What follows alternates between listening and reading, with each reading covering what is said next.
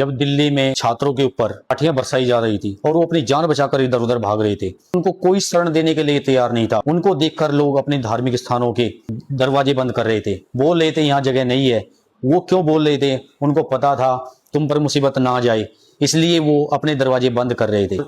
दूसरी तरफ देखो, दूसरी तरफ सिख कम्युनिटी गुरुद्वारे का दरवाजा खोलकर खड़ी होती है, छात्रों को अंदर एंटर कराती है और बाहर आकर पुलिस के सामने छाती तानकर सीना तानकर खड़ी हो जाती है कि ये बच्चे, ये स्टूडेंट्स अब गुरुद्वारे में आ गए हैं, अब ये हमारी जिम्मेवारी है, आप इनको यहाँ हाथ नहीं लगा सकते। ये है गुरुद्वारे जिनको आप छोटी सी बात के ऊपर बोलते हो इनसे खतरा है, ये खालिस्तानी है, ये देशद्रोही है।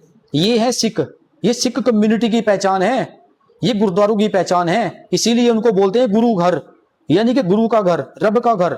जो वहां पर कोई आ गया उसकी जिम्मेवारी फिर गुरु घर की है।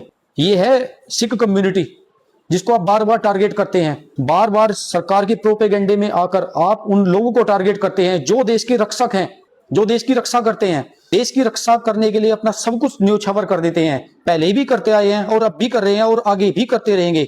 ये सिख कम्युनिटी का एक बड़प्पन है उनके साथ में, चाहे देश ने कुछ भी किया हो, चाहे जनता ने कुछ भी किया हो, पर उन्होंने कभी कुर्बानी देने से पीछे नहीं हटे, वो अपने उसूल से पीछे नहीं हटे।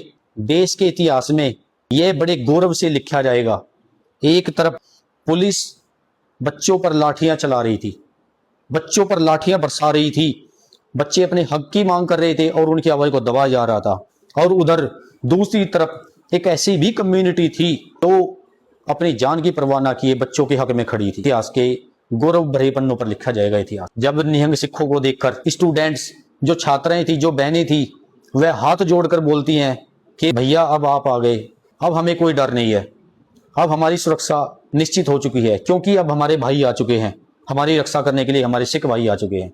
गर्व से सर ऊंचा हो जाता है उस टाइम पर। उस समय इस पगड़ी पर मान महसूस होता है कि ये गुरु गोविंद सिंह जी की बख्शी पगड़ी है। हम लोगों की सेवा करते हैं, निष्काम से सेवा करते हैं, कोई अपने मन में कोई भाव नहीं रखते, निर्भय होकर निर्वैर होकर सेवा करते हैं। तो ये हमारी इस दस्तार की पहचान है, इस पगड़ी की पहचान है ये, जिस पर लोग इतना भरोसा करते हैं। और मेरी सभी आंदोलनकारी छात्रों से रिक्वेस्ट है, आंदोलन को शांतिपूर्ण लड़ो, आंदोलन में हिंसा ना होने दो।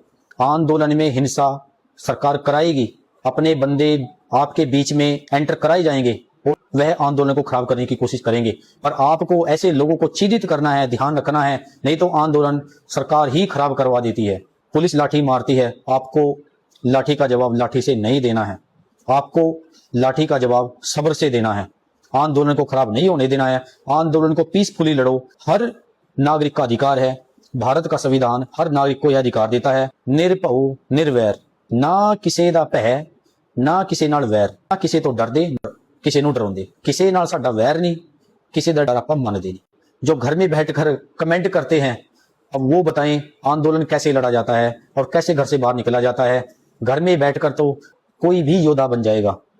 एक रात वहां पर काट कर देखना, प्रोटेस्ट साइट पर एक रात रुक कर देखना।